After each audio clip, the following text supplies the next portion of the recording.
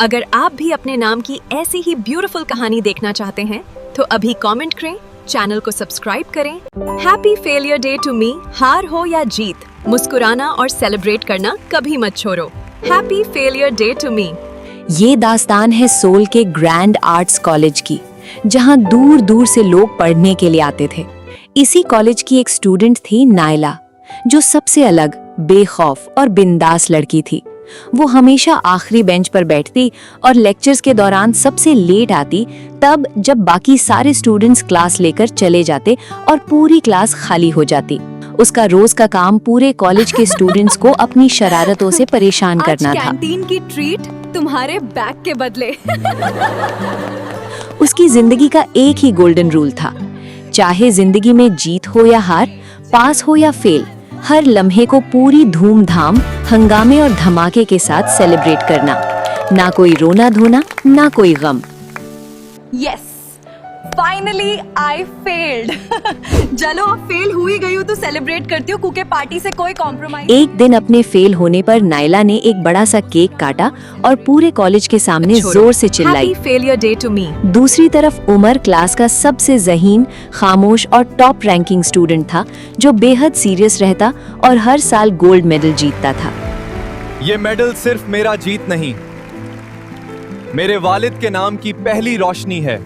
मगर वो हमेशा हर किसी से दूर रहता और कभी किसी को अपने करीब नहीं आने देता था, क्योंकि उसकी जिंदगी से उसके दिल के सबसे करीब उसके बाबा अब इस दुनिया में नहीं थे। उमर ने कभी किसी की मदद करने से इनकार नहीं किया। वो दूर रहकर सबकी मदद करता। मैं मदद करूंगा, मगर तुम मुझसे 2 फीट दूर रहोगी और मेरे साथ कोई मस्ती नहीं करोगी। मगर जब नायला उससे बात करना या उसके साथ काम करना चाहती तो उमर उसे इग्नोर करता। वो नायला को एक लापरवाह, अपने वालिदैन का पैसा जाया करने वाली ऐश परस्त लड़की समझता था और उसे कह देता, मैं अकेला काम करना पसंद करता हूँ। इसी कॉलेज में एक मगरूर अमीर लड़की माया पढ़ती थी। माया हमेशा नायला को नीच दिखाती, उसे बुरा भला कहती और उसे लड़ाई के बहाने ढूंढती, मगर नायला खामोश नहीं रहती थी। अगर तज या अमीर बाप का पैसा होने से अकल आती तो तुम भी कभी टॉप कर लेते। दोनों एक दूसरे को पढ़ाई में ताने देती रहती थी, मगर कोई ये नहीं जानता था कि इस लापरवाह लड़की ने अपने एक अजीम टैलेंट को अपने ही हाथों से बंद करके चाबी संभाल रखी थी। नायला एक आर्टिस्ट बनना चाहती थी। उसका ख्वाब रंगों से खेलना और अपने ख्यालात को आर्ट के जरिए बनाना था, मगर बचपन में उसके साथ हुए एक हादसे ने उससे उसका ख्वाब छीन लिया था। उसकी पूरी फैमिली एक आग के एक्सीडेंट में उसके सामने उसे छोड़कर चली गई और फिर उसे उसकी आंटी ने आधी रात को घर से बाहर निकाल दिया। वो बेआसरा, बेसहारा, अंधेरी रातों में भटकती रही थी और उसके पास अपना कहने वाला कोई नहीं था।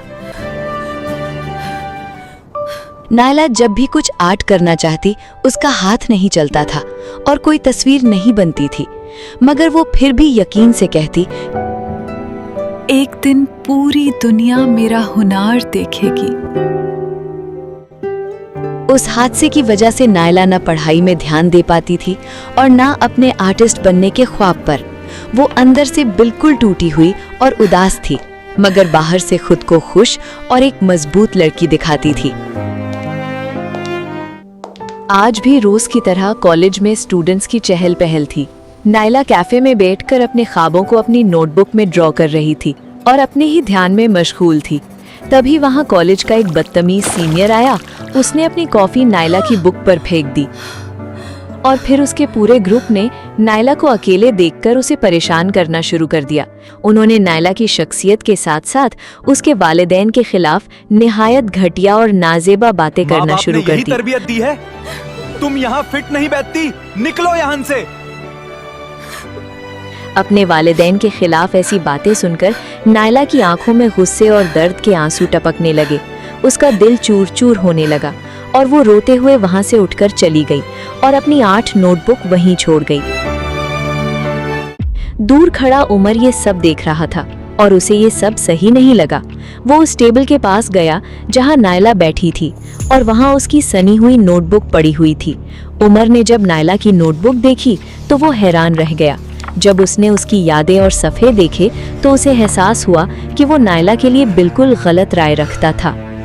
उमर ने नायला की स्केचबुक को हिफाजत से अपने पास रखा और उन सीनियर पुलिस को ऐसी सजा देने का प्लान बनाया जो वो जिंदगी भर न भूल सके। शाम के वक्त जब पूरा कॉलेज खाली हो रहा था, उमर ने होशियारी से उन बदमाश सीनियर्स को एक पुरानी क्लासरूम के अंदर दाखिल होने पर मजबूर कर दिया।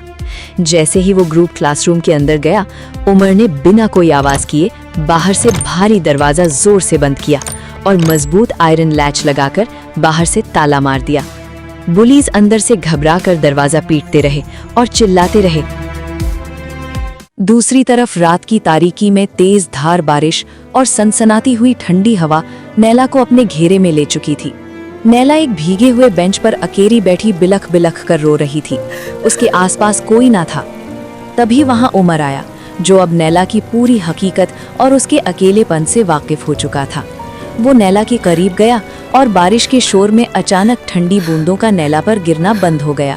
उमर को इतनी शाम को वहां अचानक पाकर नैला एकदम घबरा गई।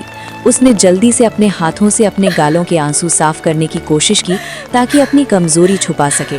तुम्हें मेरे सामने स्ट्रांग बनने की जरूरत नहीं है। तुम मेरे सामने जी भर कर रो सकती हो नाइला। नैला ने बिना एक पल जाए किए उमर को जोर से गले लगा लिया। उमर के दिल में एक बेहद हसीन और पिघलता हुआ एहसास जाग उठा और उसने नैला की मदद करने का फैसला किया। उसने नैला से कहा कि तुम अकेली नहीं हो, बस अपने अंदर के डर को बाहर निकालो। जब दोनों के हाथ एक दूसरे पर टिके और रंग कैनवस पर आपस में मिले तो एक ऐसी मास्टरपीस पेंटिंग तैयार हुई जिसमें एक तूफान के बाद खिलने वाले सफेद फूल और रोशनी साफ नजर आ रही थी। अगली शाम कॉलेज के सबसे ग्रैंड और लग्जूरियस ऑडिटोरियम में एनुअल अवार्ड सेरेमनी का मुनक्कद किया गया। जब नैला अपने हसीन और डिग्निफाइड आउटफिट में रोशनियों से जगमगाते हुए ग्रैंड स्टेज पर वॉक करते हुए आईं, तो उनकी आंखों में खुशी और फखरिया आंसू थे। प्रोफेसर्स और जजेस ने नैला के गले में चमकता हुआ गोल्ड मेडल पहनाया और उसे एक क्रिस्टल ट्रॉफी पेश की। नैला अपनी इस कामयाबी से बेहद खुश हुई। हमें कभी भी अपने ख्वाबों के साथ कॉम्प्रोमाइज नहीं करना चाहिए, बल्कि आखिरी वक्त तक लड़ना चाहिए। I promise you a safe and beautiful life from now on.